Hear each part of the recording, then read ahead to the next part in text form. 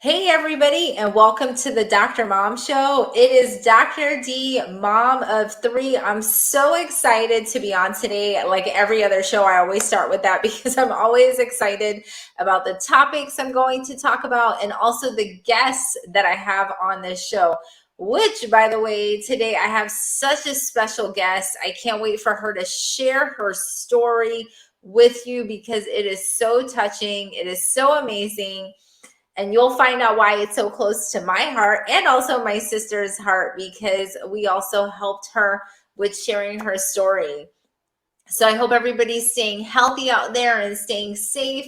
Of course, remember the Dr. Mom Show is a medical informational resource. It does not take the place of your physician or your child's physician. So definitely seek your medical advice or your child's medical advice from their own provider. So we're going to jump right in today. We just want to thank, of course, Alea Publishing, our our number one proceeds coming from them. And they also play a special role, like I mentioned, in my guest book today.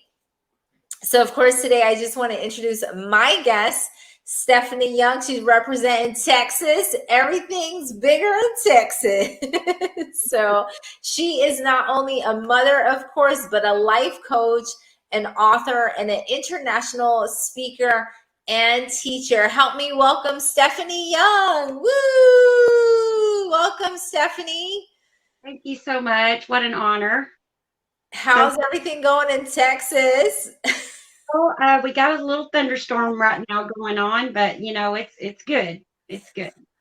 Thunderstorms. That's the only bad thing. That's the only bad thing about living in the South. Like when we were in Georgia, yeah, we had gotten a couple of hurricanes, but thank God where we were, it was kind of just like the side pocket, the tail would hit us. So nothing too bad. Yeah, so we're praying that the weather does well. Now it's so hard because it's like cold. It's all those cold and hot fronts coming in together. But so we're just gonna pray that Texas is protected and nothing's going to happen. But again, we're so excited because today we really want to focus. We just want to, first of all, congratulate Stephanie because she has published her first book. Woo, woo, woo, woo, woo, woo, woo, woo, woo, woo. Yeah, so we're so excited about that. Oh, look, she has it right there. If you're listening to our podcast, definitely make sure you check out our YouTube channel because here is Stephanie's book. It's called Suicide Through a Mother's Eyes. So amazing. What a title.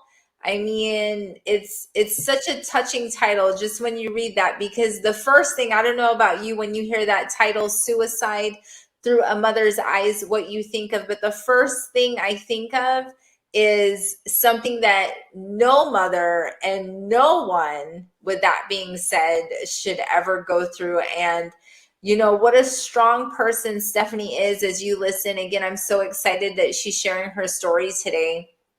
As you listen to her story, that she's taken the strength to not just bottle up the feelings that she has had from her experience, but to share it with the world, to share it with others so others can learn from her experience. Others can gather strength. I mean, suicide is not something to be played with. It's not something light. It's something that impacts people for years and years and years and years and throughout their lives. So just a heavy topic today, but we're glad for authors like Stephanie who do share their story and who do shed light on situations like that.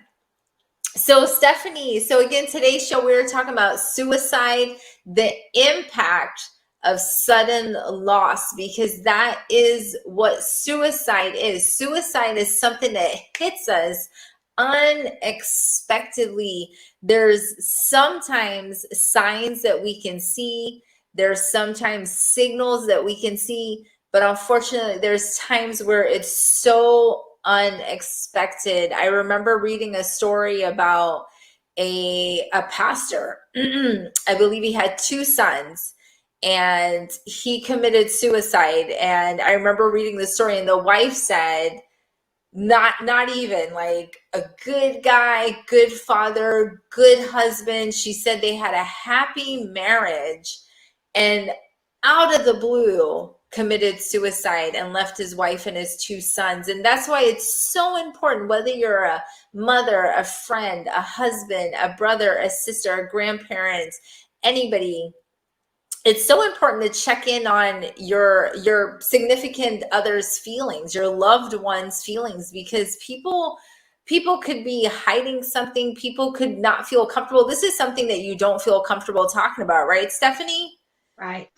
I mean, it's something that people don't come out. If you're saying, "Hey, how's your day going?" "Oh, I'm feeling suicidal today." I mean, no, I mean nobody says that, and we're all so guilty of it that when people ask us, "How are you doing?" the most common reply is "Good, thank you. How are you?" I mean, it's so common. But today, as Stephanie shares her story, and I'll say her son's story, and I challenge you that if something is going on, or even with you, that when somebody asks you, "How are you doing?" to step out in faith and let them know how you're truly feeling. Or if you're suspicious that somebody isn't doing well, or isn't at a good place, to ask those questions, to nudge a little. Again, you don't want to be too pushy. It is a very fine line, but just to show that you care, and just to show that you're a listening ear. So we're going to jump right into this. Again, we have our beautiful guest today, Stephanie Young, talking about her book, her first book, whoop, whoop, whoop, which, by the way, was published by Alea Publishing. And we were so excited to be a part of her project. So again, today we're talking about suicide through a mother's eyes. So Stephanie, tell us a little bit more about yourself. Again, my name is Stephanie Young, and I was born and raised in Paris, Texas. I've moved away a couple of times, but I always seem to migrate back. I'm just an average girl. I am a life coach and I am a speaker, but I'm also a mother. And I'm also a mother that has been through one of the worst tragedies ever, and that is losing my son to suicide. I find myself, it was a very challenge to write the book, but then talking about it too seems like, it's just sometimes you can't find the right words. And I just want to make sure that, my overall goal is just that it will help someone else. And I love that, because even just reading it, and I'm so thankful that I haven't been through an experience like that with anyone who's immediate to me. I have with patients and things like that, and I can't even fathom. It's a situation that you don't wish upon anybody, even your worst enemy. Because again, going back to the name of the show, when I was thinking of the name of the show, the first thing that came to me was just the impact of sudden loss, because it's sudden. It happens in a moment. It's such a life altering moment, and there's so many repercussions. It's definitely something that doesn't happen and it's over and done with. It's definitely something that there are repercussions after it happens. So Stephanie, after this happens, one, I just want to ask, what prompted you? Like, where did you find the strength from to write this book and tell your story? Well, just being honest, at first, when it first happens, there's nothing you can do but feel the pain and the denial and the shock, the pure disbelief that this really happened. Because, as I've said before, I always thought I had more time. My son did tell me that he did want to take his life a few times, but I always in my mind thought I had more time to get him help. And, just basically going through it, took some time to heal and cry and pray out to God, because at that moment I felt that there was no one that understood my pain. No one right around me had lost a child, so they couldn't even touch, what I was feeling or thinking. And I felt so alone. And of course, I've always been a Christian. I've always believed in God. But this time I laid out on the floor and begged for him to help me. And I just want to say that it's never been my strength. It's always been through God that I'm able to do this.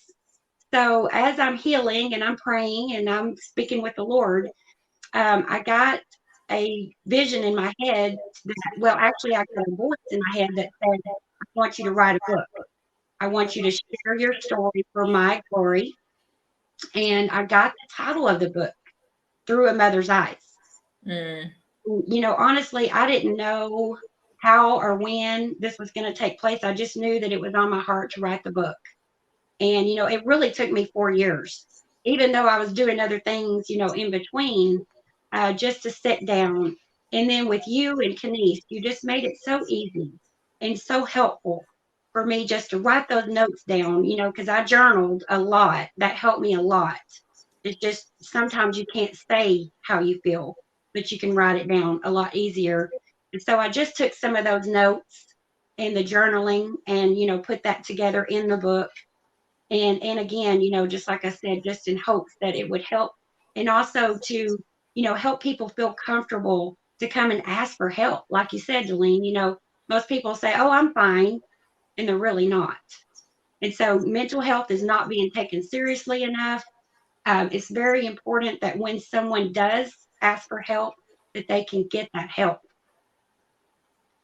Yeah, and I think that's so important because even now with the pandemic, we've just seen a lot more of mental health. It's just coming out and surfacing, and it's not only people who have had a history of depression, anxiety, alcohol, or substance abuse. It's people who've had no history, but we know that just the isolation, the stress of being in a pandemic has really just caused those numbers to shoot up. And unfortunately, the number of suicides have also gone up. And you're right. I feel, there's still, even how far we've come, there is still such a stigma on mental health. I feel for sure we're doing better.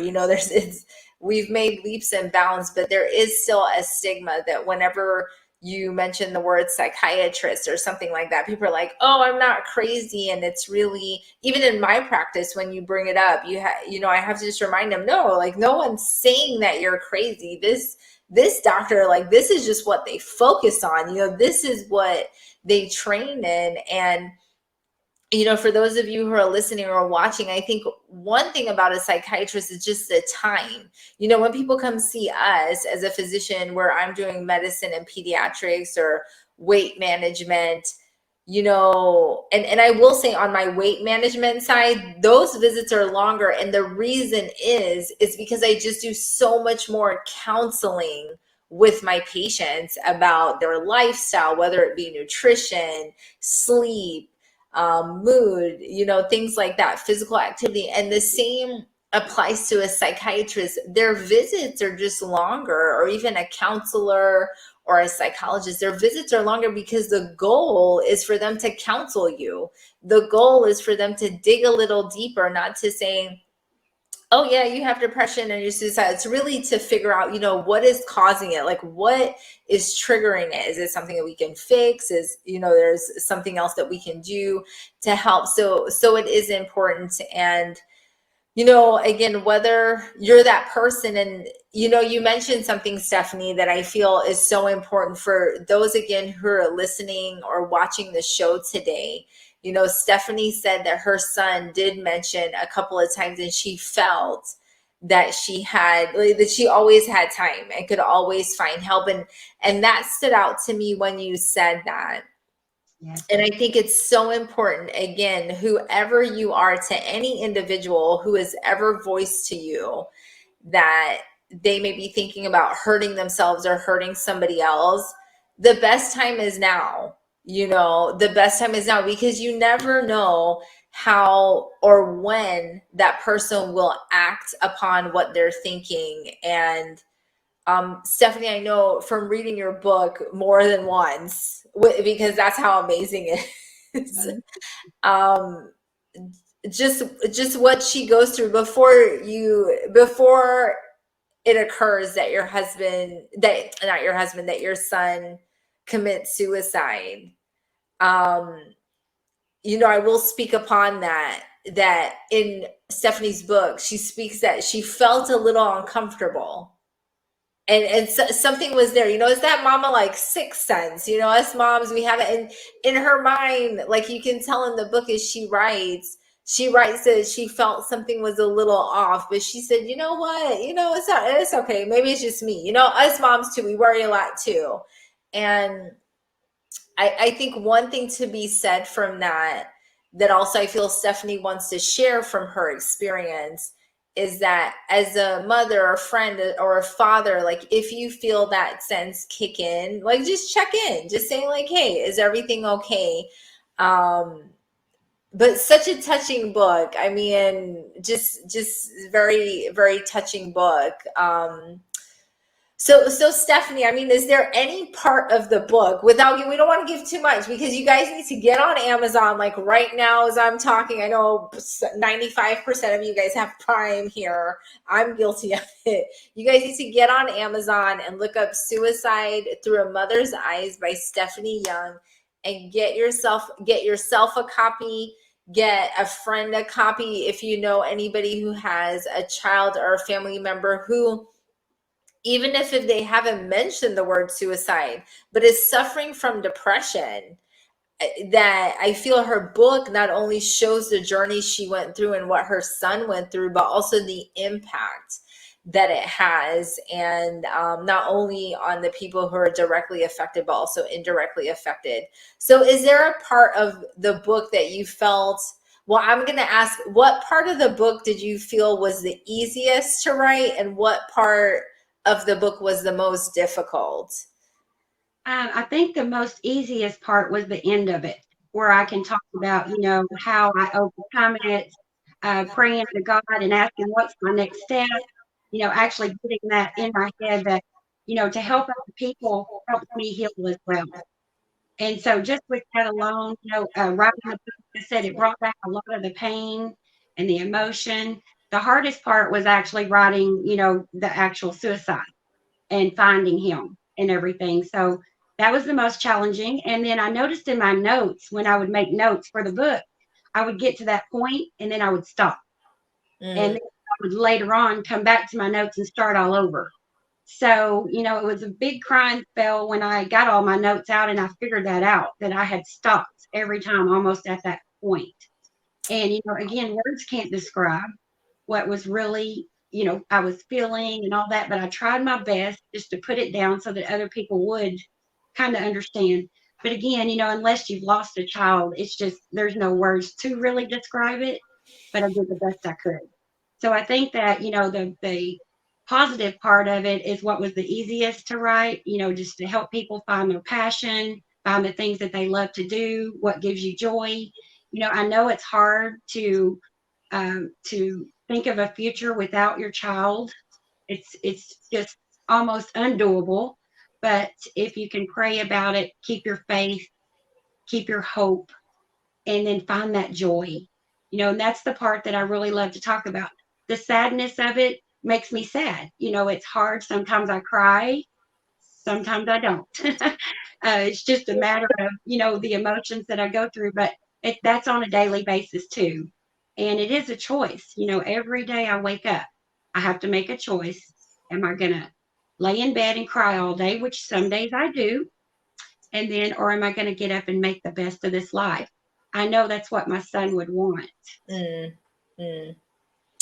And I again, I love what you mentioned because, again, as far as the book, I feel it's across the spectrum. This book is applicable to anybody, whether you're going through a situation now and you haven't lost somebody, but you know somebody who may be depressed or who's thinking about suicide, but also a person who has been through losing someone with suicide.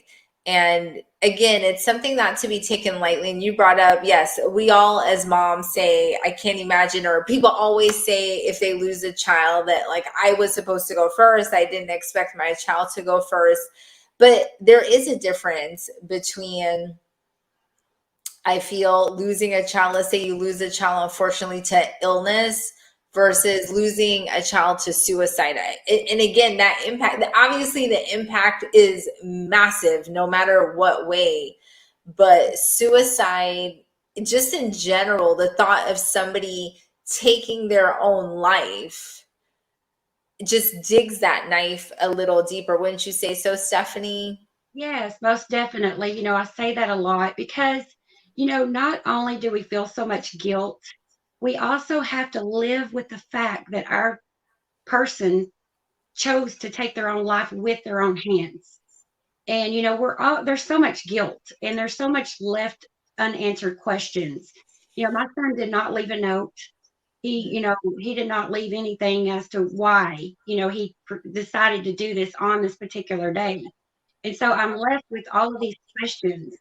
And a lot of my questions was why? Why? He was so handsome. He had such a good life going for him. He had a great job. He never was married. He never had any children. Even though he was 25 years old, he had so much left of life. And I still to this day will never wrap my head around how something could be so hurtful and so painful that he would rather just, go out than to stay here. And I begged him so much. I cried with him. I took him to counselors. I took him to psychiatrists. It just seemed as if nothing would reach. Mm. But yes, I say that, if you go to the hospital and you have a broken arm and they can x-ray you and they can see your broken bones and they put you in a cast and then people look at you and they can tell you have a broken arm. But when you're sad and you're depressed and you're in your mental state, people don't see that. That's And right. you go to the hospital, say for instance, and say, I am suicidal, and one or two things, they're either going to lock you up or put you on medicine most of the time. Not going off the subject, but my son was put on Ritalin at 4 years old. And, he's still just a baby at 4 years old, still so young. And I believe that, in some sense, the medicine may help, but I believe that in my case, it did not. I believe that, the people that are suicidal, they don't really want to die. There's just some pain within them. And like you said, Delene, just that's what we need to get to, the root of the pain. What is the core of that? And then help them, work through that and then get them excited about what else, possible for their life. Because once a person, and I'm just saying this through my son, he had said this probably from the age of 16 on, that he just wanted to kill himself. And Mm. that once you say that so much and you start getting that in your head and then you focus on that, then the next phase would be, well, I'm a burden. I'm Mm. a burden to people. And, once they start feeling that way, then they're probably going to make a plan to do it. And of course, like I said, I always felt like I had more time. I felt like there was going to be this magic word or this magic thing that I could do to just snap him out of it. I would always say, change the way you think and it will change everything, which that is true. But you cannot say that to a severely mental depressed person. It just doesn't, it, it doesn't reach. Yeah. Yeah. No, and I agree with that. I agree, treating a person who suffers from depression or who's suicidal is it's a multitude. It's not just like you said, it's not just medication. And for those of you who have kids, be involved.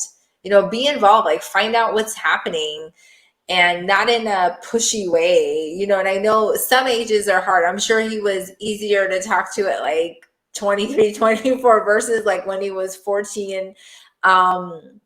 So you really have to find that fine art. Already as a parent, it's tough, but when you have a child or another individual going through that, it is a fine line, because you don't want to seem like you're being nosy or in their space or being forceful, but you just want to be there. And let me tell you something, just simple things as like, I love you. I mean, it's as simple as that, as telling somebody I love you, or just calling somebody, and if it's not a child, it may be a friend, and say, I was just thinking about you today, and I just wanted to know that you came across my mind today. Because it's little things like that. Because a lot of times, like Stephanie made reference to, with her son having those thoughts of harming himself, then saying, thinking I'm becoming a burden.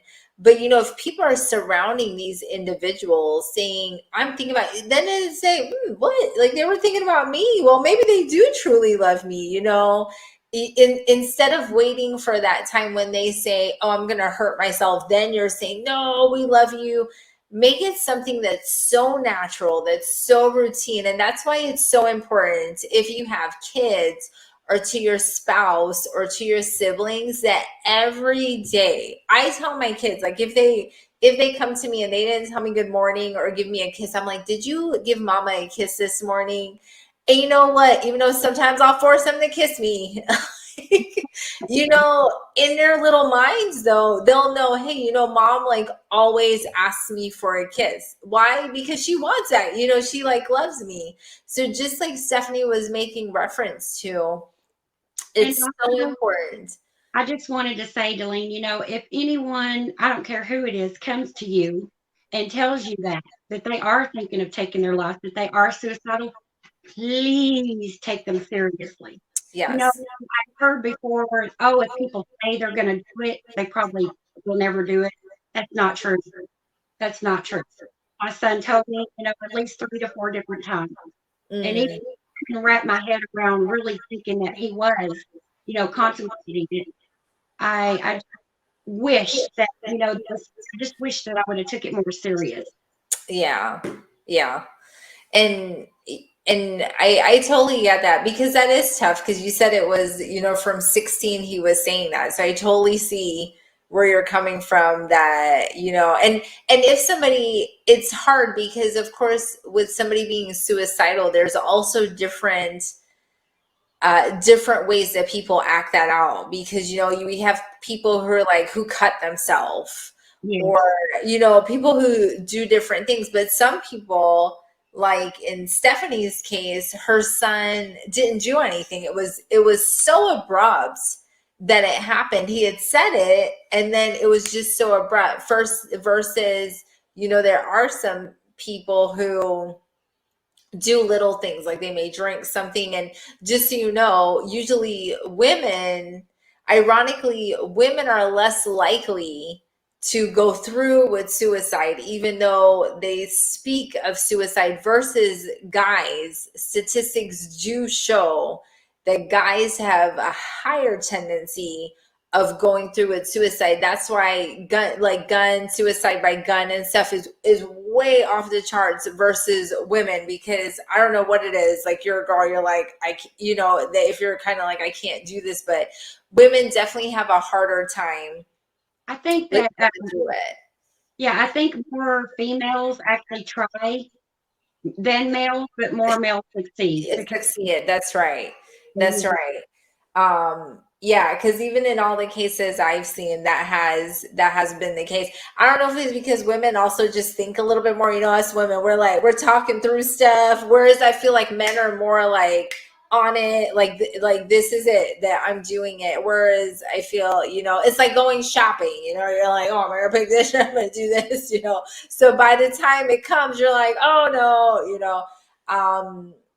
But yeah, but everyone you're around, because going back to how we started this conversation, we can't know what people are truly going through. And Stephanie put it so beautifully, that like with a fracture, I love that analogy, that with a fracture, you can physically see something and you can x-ray it and also see it. But with mental health, with suicidal thoughts, there's no way to be able to know that that's how a person feels, and to know if they're going to go through it or not. So I mean, something that's so strong. So again, today, if you are somebody thinking about suicide, or if you know somebody thinking about suicide, pick up this book, read it, think about the impact it could have. And also, Stephanie lists resources in her book to help you, whether you're somebody who's struggling with depression, or you're thinking about suicide, or on the other hand, you're somebody who knows a loved one who is thinking about suicide. Call for help, because most of the times when people are thinking about suicide, it is something that can be changed with just simple words. Just simple love and care can change that thought and emotion. And it's amazing what an impact. I know a lot of people, when people put their emotions on their sleeves, it's seen as like a quote unquote weakness, but it's not. Our human nature is to be around people and to feel love and to give love. So I mean, that's how God made us and created us. You know, he, again, that's why he made Eve. He didn't create Adam by himself. He made Eve, he made all the animals. So he didn't just create one person to live alone. He created two people. Right. Any last words for the audience, Stephanie, about the book, or anything you want to add, any advice? Yes, I just think that, a lot of it, if you feel yourself depressed, you're usually thinking about the past. Or if you feel yourself anxious, you're usually thinking about the future. So I would just say try to stay in the present moment. Pray your way through it. Mm, Don't lose hope. Don't lose your hope, because it's like I said, it's one of the toughest things that you can go through as a parent. We're not supposed to bury our babies. It's just not normal. But in the case and in the event that that does happen to you, that's why I work with my clients. I kind of do both. I work with parents or people that have lost through suicide. And then I also try to reach out to those suicidal people. Because, like I said, I think that if we can get them excited and find their purpose and their passion, something they enjoy doing, then they don't have time to think about, all the depressive stuff. that's So right. that's my goal. It's just like I said, moving them past that and understanding that everything starts with a thought. If you have a thought in your head, I'm not good enough, I'm not worthy, no one loves me, and you just keep that going on in there, eventually, that's what you're going to come to, is just feeling like you don't belong and that you're not good enough. And I just want every single person to know that you are special. You are unique. You're not replaceable. Yes, I have another child. As a matter of fact, she's almost 18. She doesn't replace my son. Mm, And some people would say that, well, at least you have another daughter. Of course I do, but again, it that's doesn't take the place of my son. And it's just so tragic. And another thing, that if someone passes away, usually you'll find out it was a heart attack, it was cancer. But if it was suicide, you never hear anything about it. It's just a shush shush thing. And again, I just hope that my voice, my book, my commitment to just want to help and serve others, to understand that it's never the answer. Suicide is never the answer. It shall pass, and it will get better. It's just going to take a little time. And then, like I said, just for that person to be seen and to be heard. And like you said, Delene, just feel love. I know my son felt loved, and mm, I know he loved me very much. And then sometimes too, you can look at a perfect person and not understand what they really go through. It's just like Miss America jumping from that that's building. right. That's I right. mean, she was so beautiful, and if you look at her from the outside, you're just like, why? And so again, like I said, we are never going to have all of our answers met. But my goal is that if I can just help one person, then my job is done. And I hope that my book can bring inspiration and hope to others, that we can get through this. We can, through God, we can get through this. That's right. Yeah. Yeah, it is. And again, that's why just that impact of the sudden loss, because the same thing when, if you guys remembered, Kate Spade had committed suicide and she has kids, she left a note, and I remember my husband just saying, why would somebody like that like commit, like what's so wrong that and it's hard because, like you said, like you can't see. I mean, of course we don't know Kate Spade, we don't know what she was going through. So it is something really hard, and that's why it is so important. If you're somebody who's a loner, I know some people just prefer to be alone, but it's always nice just have one good friend. One, you just need one Yes. good friend that you can talk to and trust, that you can go with anything, because again, that's just the way God made us, that we need others and we need love. So always make sure you find that. Yes. And sometimes just talking about it helps you a lot. It release the pain, release some of the trauma. And then, like I said, sometimes you don't have to say anything. Just sit and be with them. That's right. That's Let right. Just being them- there. Yes. Yep. So true. All right. Well, before we head out, we're going to give Miss Stephanie our empowerment challenge. So, Stephanie, I have 3 topics for you to pick from. Whichever you pick from, you can go ahead and just give the audience some advice on that topic through your own personal experience. So the three choices are: one, reclaiming our identity; two, mastering parenthood; or three, re-identifying your God-given intuition. I would pick the last one, re-identifying your God-given intuition. That was one of our mental strengths that God gave us as human. It's our born birthright power that our intuition is God speaking to us. I feel like when we pray to God, but when we hear our intuition, that's God speaking to us. And literally, I wouldn't be sitting here today had I not listened to that and Mm. listen to it fully and believe. And like I said, have faith in the unknowing. Have faith in the unknowing, because that's where, usually you're going to succeed something even better than you thought. I never would have believed that I'd be a life coach or someone sitting here speaking to others, about this, but this is what's brought me to my life. I love my life. I love my purpose, and that is helping others. And I do find healing and strength in that when I see another person being able to overcome, this grief. Because like I said, we all are going to lose someone at some point. And, so grief it's human, it's natural. We're all going to go through it at some point. But, and I just say what works for me. It may not work for you, but I just lean on the strength of the Lord, and I lean on my faith, and I make a choice every day that, yes, I can give in to this, or I can take it and empower other people to stand in their strength, in their faith. Well, awesome. And we're just so excited that that's the direction you've gone in, because your story, your son's story, I mean, it's just so empowering. It's so impactful. And we just appreciate you sharing it with the world. And that's why, don't forget, it's right there on Amazon. Pick up your copy, Suicide Through a Mother's Eyes by Stephanie Young. It's just such a great story. If you feel that you don't need it, I know you know at least one person who needs it.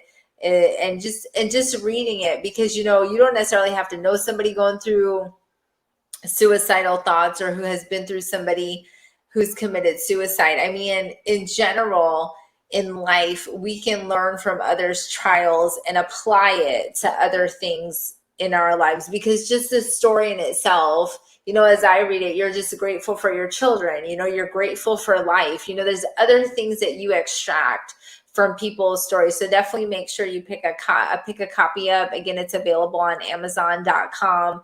And then, of course, if you want to connect with Stephanie herself, feel free, because again, she's a life coach. If you just want to shoot her an email, you can email her at stephaniemichelle@live.com, or check out her Facebook page, Discovering the Power Within.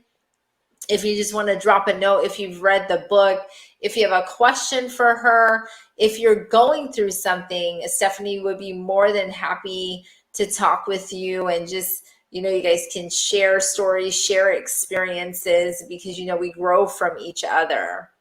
Yes.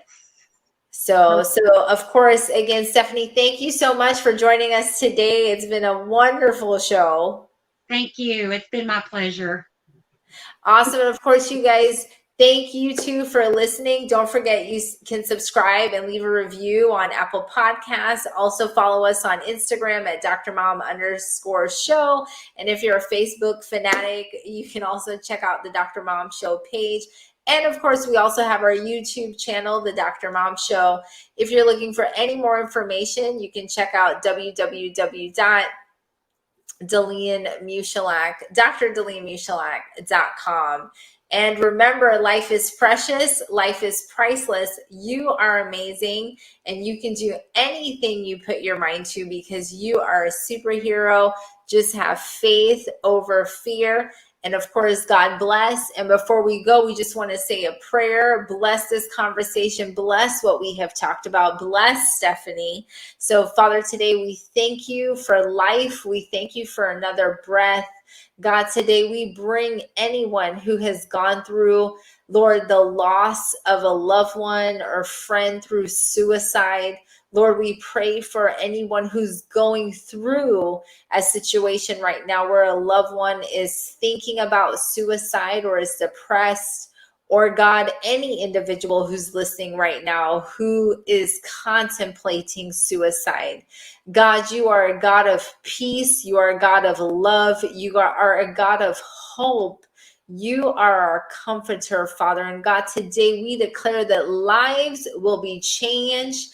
Lord, people's thoughts will be changed. God, we declare that, Lord, positive self-esteems will come about. The appropriate support systems will come about.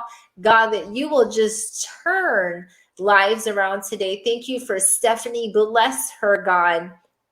Thank you for allowing her to turn her test and her trial into a testimony today, and giving her the strength to write this book, God. And we thank you for this day. In Jesus' name we pray. Amen.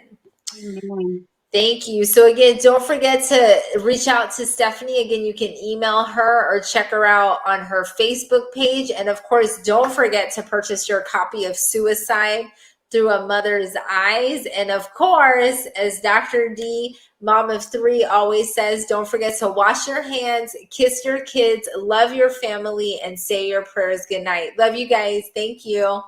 Thank Bye-bye. you. Bye-bye.